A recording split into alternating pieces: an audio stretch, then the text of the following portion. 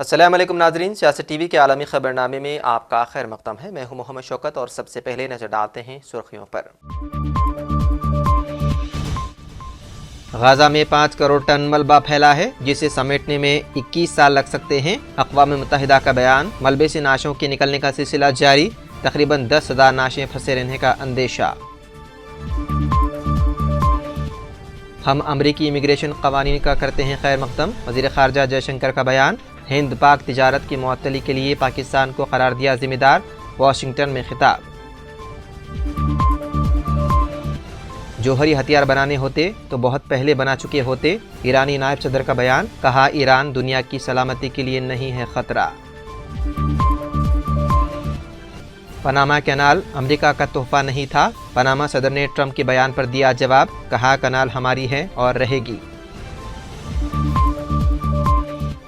اسرائیل کے top general نے استعفیٰ دے دیا، کہا سیکیورٹی کی بدترین ناکامی تصور کیا جائے گا حماس کا حملہ۔ 7 اکتوبر کے حملوں میں انٹیلیجنس ناکامی کی تحقیقات کا دیرینہ مطالبہ ایک بار پھر پکڑ سکتا ہے زور۔ اور لاس اینجلس کے قریب جنگلات میں نئی آگ لگ گئی، 25,000 افراد کو انخلاء کا حکم۔ تو ناظرین، یہ تھی سرخیاں، بڑھتے ہیں خبروں کی تفصیل کی جانب۔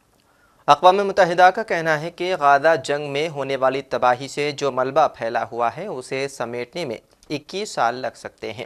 غیر ملکی میڈیا کے مطابق اقوام متحدہ نے کہا ہے کہ اسرائیلی حملوں کے نتیجے میں غزہ کے اندر تباہ ہونے والی عمارتوں اور دیگر انفراسٹرکچر کے ملبے کو صاف کرنے میں 21 سال کا عرصہ لگ سکتا ہے اور $12 ارب کی رقم خرچ ہو سکتی ہے۔ وہیں دوسری جانب اسرائیلی فوج غزہ میں جنگ بندی کی مسلسل خلاف ورزیاں کر رہی ہے اور گزشتہ روز رافع میں ملبہ صاف کرتے لوگوں پر اسرائیلی کوارڈ کاپٹر یعنی ڈرون نے فائرنگ کی، جس کے نتیجے میں 1 فلسطینی شہید اور 4 زخمی ہو گئے۔ اسرائیلی بمباری سے تباہ شدہ عمارتوں سے فلسطینی شہداء کے نعشوں کے ملنے کا سلسلہ بھی جاری ہے اور اب تک 200 سے زائد نعشیں برآمد کی جا چکی ہے، جبکہ مزید 10,000 سے زائد نعشیں ملبے کے نیچے دبے ہونے کا خدشہ ظاہر کیا گیا ہے۔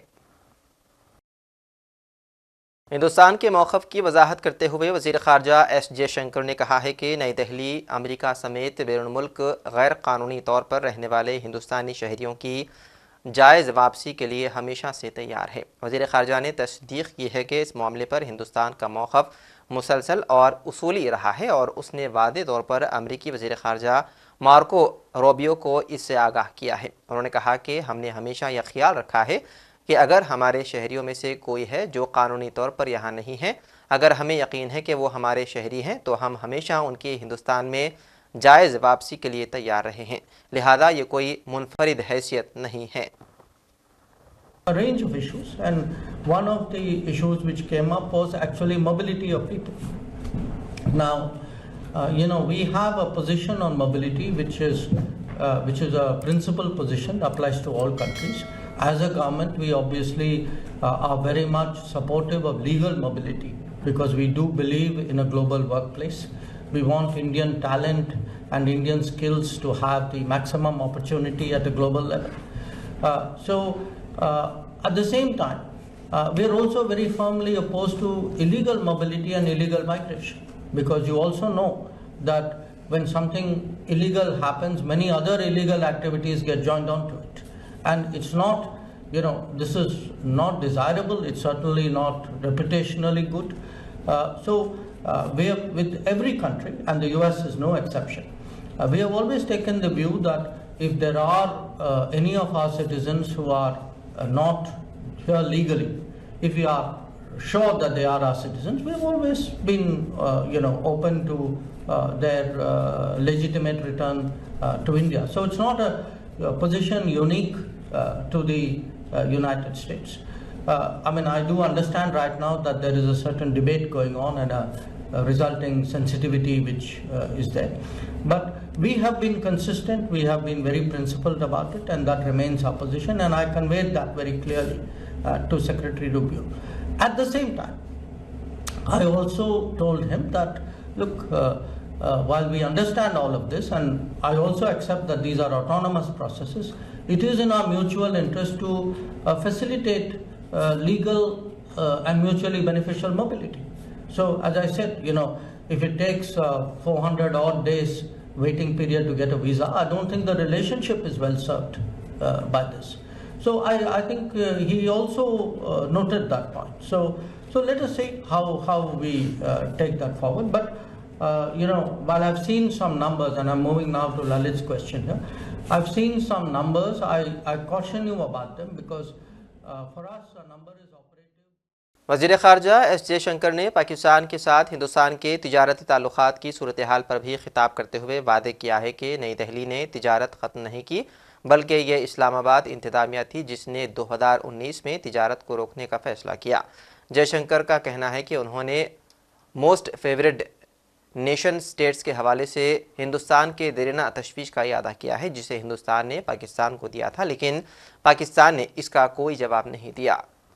लॉ एंड ऑर्डर की सिचुएशन बहुत ख़राब है पंजाब में। वहाँ के पुलिस स्टेशन जो है उनकी दीवारें ऊंची की जा रही हैं और वहाँ के जो रास्ते 8 बजे रात को बंद कर दिए जाते हैं। सो इंडियन गवर्नमेंट का इसके बारे में एजेंडे के ऊपर कहाँ है ये 3 चीज़ें: trade with Wagah border, through Wagah border, and drug and law and order in specially in border areas. Satpal जी, जो आपका जो प्रश्न जो था ट्रेड विद पाकिस्तान, देखिए ट्रेड हमने तो बंद नहीं किया, जो किया तो उनके प्रशासन ने जो 2019 में जो निर्णय लिए गए कि भारत के साथ व्यापार नहीं करना, वो उनके साइड से था। तो हमारा जो ये इस मुद्दा के बारे में हमारी जो चिंता जो थी शुरू से, हमारा हित था कि हमें MFN स्टेटस मिले, कि हम पाकिस्तान को MFN स्टेटस देते थे, वो हमको देते नहीं थे। तो आज पिछले साल के बाद ऐसी कोई पाकिस्तान के साथ बैठ के ऐसी कोई बात नहीं हुई व्यापार के बारे में, ना उनके यहाँ से कोई ऐसा इनिशिएटिव आया है। जो ड्रग्स के बारे में जो आप कह रहे हैं वो तो सबको जानकारी है इसमें कि वहाँ से ड्रग्स काफ़ी संख्या में आते हैं और ये चिंताजनक विषय है। और जो वहाँ जो लॉ एंड ऑर्डर, अगर आप पाकिस्तान की लॉ एंड ऑर्डर बात कर रहे हैं या बॉर्डर एरिया के law and order, Amritsar Gurdaspur, हाँ देखिए, जो हमारे यहाँ जो इंटरनल अफेयर्स हैं, आप जानते हैं कि मैं देश के बाहर जाके इसके बारे में टिप्पणी नहीं करता। ईरानी नायब सदर बराए स्ट्रेटेजिक उमूर जवाद ज़रीफ का कहना है कि ईरान को जौहरी हथियार बनाने होते तो बहुत पहले बना चुका होता। दावोस में आलमी इक़्तिसादी फ़ोरम में गुफ्तगू करते हुए जवाद ज़रीफ का कहना था कि हमारा जौहरी प्रोग्राम जौहरी हथियार बनाने के लिए नहीं है। कोई भी ईरान को अपनी ख्वाहिशात पूरी करने के लिए आसान जगह ना समझे। जवाद ज़रीफ ने कहा है कि ईरान दुनिया की सलामती के लिए ख़तरा नहीं, कुछ लोग ईरान को ऐसा ही मशहूर करना चाहते हैं। गाज़ा में नस्लकुशी जैसे मंसूबों के लिए ईरानोफोबिया, इस्लामोफोबिया जैसे हथियारों का इस्तेमाल किया जाता है। ईरानी नायब सदर ने मज़ीद कहा है कि कोई भी हमास, हिज़्बुल्लाह, फ़लस्तीनी मुज़ाहमत या ईरानी बाजू काटने के बयानिए पर खुश ना हो। मुज़ाहमत तब तक रहेगी जब तक कब्ज़ा व जबर रहेगा। सऊदी वली अहद मोहम्मद बिन सलमान और अमेरिकी सदर डोनाल्ड ट्रंप के दरमियान टेलीफोनिक रब्ता हुआ। दोनों रहनुमाओं ने सरमाकारी और तिजारती ताल्लुक़ात को मज़ीद फ़रोग़ देने और दहशतगर्दी की रोकथाम के लिए 2 तरफ़ा ताउन को बढ़ाने पर इत्तेफ़ाक़ किया, जबकि गुफ्तगू के दौरान मशरिक़ वस्ता में क़याम अमन और सलामती से मुताल्लिक़ भी बातचीत हुई। सऊदी वली अहद मोहम्मद बिन सलमान ने कहा है कि सऊदी अरब अगले 4 सालों में $600 अरब की सरमाकारी और तिजारत को बढ़ाना चाहता है। टेलीफोनिक गुफ्तगू में डोनाल्ड ट्रंप ने सऊदी वली अहद से कहा है कि अमेरिका सऊदी अरब के साथ तमाम शोबों में ताल्लुक़ात को फ़रोग़ देगा। नए अमेरिकी सदर डोनाल्ड ट्रंप ने धमकी दी है कि अगर रूसी सदर व्लादिमीर पुतिन यूक्रेन में मुदहिका ख़ैज़ जंग के ख़ात्मे के लिए किसी मुआहदे पर राज़ी नहीं हुए तो रूस पर टैरिफ और मज़ीद पाबंदियाँ आयद कर दी जाएंगी।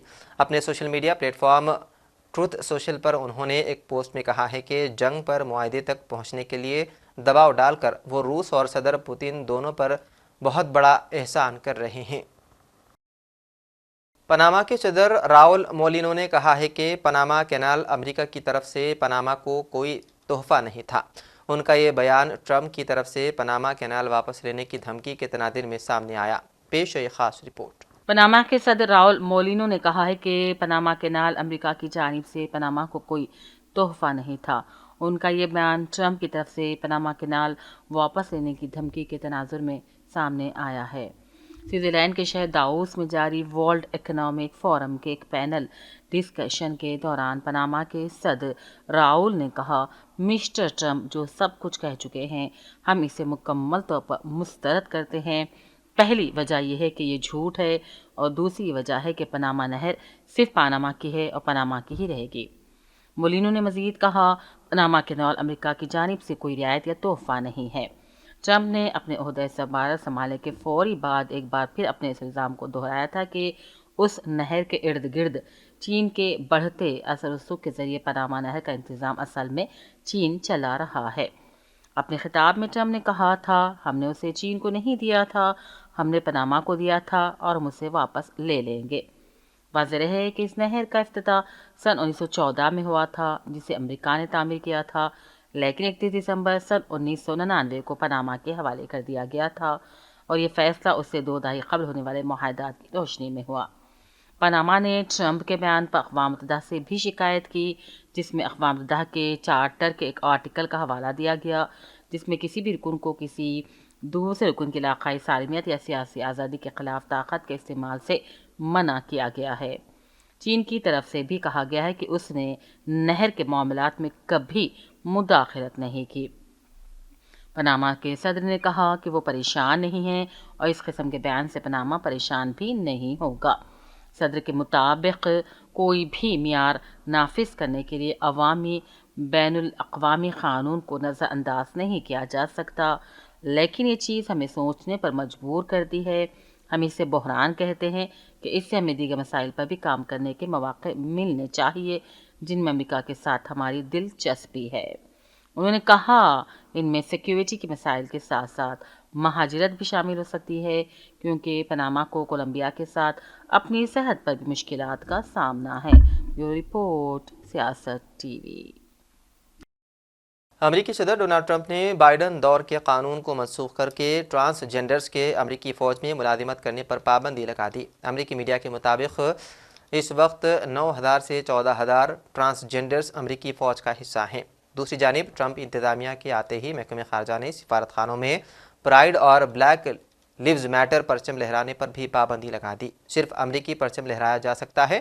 اس کے علاوہ ٹرمپ انتظامیہ نے امریکی coast guard commandant admiral Linda Fagan کو بھی برطرف کر دیا۔ لنڈا فیگن امریکی کوسٹ گارڈ کی قیادت کرنے والی پہلی خاتون تھی۔ مشیر کی حیثیت سے نوکری کے دوسرے ہی روز ایلن مسک نے امریکی صدر ڈونلڈ ٹرمپ کے کاموں میں میخیں نکالنا شروع کر دی۔ ایلن مسک نے امریکی صدر کی جانب سے مصنوعی ذہانت کے اسٹار گیٹ پروجیکٹ کے اعلان پر شکوک و شبہات ظاہر کر دیے۔ ادھر اوپن اے آئی کے چیف ایگزیکٹو سیم آلٹمین نے امریکہ میں اے آئی انفراسٹرکچر کے لیے 4 برسوں میں $500 ارب خرچ کرنے کا اعلان کیا ہے اور پہلے مرحلے میں $100 ارب مختص کرنے کی بات کی تھی۔ اور وہیں دوسری جانب امریکی صدر ٹرمپ نے ایلن مسک کو ٹک ٹاک خریدنے کے لیے دعوت دی ہے۔ انہوں نے کہا کہ مجھے مسرت ہوگی کہ ٹک ٹاک مسک چلائیں اور یہ امریکہ اور عوام کے لیے فائدہ مند ثابت ہوگا۔ امریکی سپریم کورٹ نے ملکی سیکیورٹی مفادات کے پیش نظر ٹک ٹاک پر پابندی لگا دی تھی۔ I'd like Larry to buy it too. I have the right to make a deal. And I've met with owners of TikTok, the big owners. It's worthless if it doesn't get a permit. It's not like, oh, you can take the U.S. The whole thing is worthless. With a permit, it's worth like $1 trillion. So what I'm thinking about saying to somebody is buy it and give half to the United States of America, half, and we'll give you the permit. And they'll have a great partner, the United States. And they'll have something that's actually more valuable because they have the ultimate partner. اسرائیل کے top general ہرزی حلوی نے فلسطینی عسکری تنظیم Hamas کی جانب سے 7 اکتوبر 2023 کے حملوں پر استعفیٰ دے دیا۔ وہ اسرائیل کی تاریخ میں سیکیورٹی کی بدترین ناکامی تصور ہونے والے واقعات کو روکنے میں ناکامی کی ذمہ داری قبول کرنے والے اعلیٰ ترین عہدیداروں میں سے ایک ہیں۔ ان استعفوں کے بعد اسرائیل میں 7 اکتوبر کے حملوں میں انٹیلیجنس ناکامی کی تحقیقات کا دیرینہ مطالبہ ایک بار پھر زور پکڑ سکتا ہے۔ امریکی ریاست کیلیفورنیا کے شہر لاس اینجلس کے شمال میں جنگلات میں نئی آگ لگ گئی۔ خبر رساں ایجنسی کے مطابق کاسٹائک لیک کے قریب پہاڑیوں پر آگ کے شعلے بھڑک اٹھے۔ آگ تیزی سے پھیل رہی ہے جس کی وجہ سے 25,000 افراد کو انخلاء کا حکم دے دیا گیا ہے اور 500 قیدیوں کو دیگر جیلوں میں منتقل کر دیا گیا۔ طوفانی ہواؤں کے باعث 2 گھنٹوں میں 5,000 ایکڑ رقبہ آگ کی لپیٹ میں آ گیا۔ Los Angeles County Fire Department اور اینجلز نیشنل فارسٹ کا عملہ آگ بجھانے میں مصروف ہے۔ یاد رہے کہ لاس اینجلس پہلے ہی خوفناک آگ کی تباہ کاریوں سے نمٹ رہا ہے۔ اور آخر میں سرخیوں پر ایک اور نظر۔ غزہ میں 5 کروڑ ٹن ملبہ پھیلا ہے، جسے سمیٹنے میں 21 سال لگ سکتے ہیں۔ اقوام متحدہ کا بیان، ملبے سے نعشوں کے نکلنے کا سلسلہ جاری، تقریباً 10,000 نعشیں پھنسے رہنے کا اندیشہ۔ ہم امریکی امیگریشن قوانین کا کرتے ہیں خیر مقدم، وزیر خارجہ جے شنکر کا بیان۔ ہند پاک تجارت کی معطلی کے لیے پاکستان کو قرار دیا ذمہ دار، واشنگٹن میں خطاب۔ جوہری ہتھیار بنانے ہوتے تو بہت پہلے بنا چکے ہوتے، ایرانی نائب صدر کا بیان، کہا ایران دنیا کی سلامتی کے لیے نہیں ہے خطرہ۔ پاناما کینال امریکہ کا تحفہ نہیں تھا، پاناما صدر نے ٹرمپ کے بیان پر دیا جواب، کہا کنال ہماری ہے اور رہے گی۔ اسرائیل کے ٹاپ جنرل نے استعفیٰ دے دیا، کہا سیکیورٹی کی بدترین ناکامی تصور کیا جائے گا حماس کا حملہ۔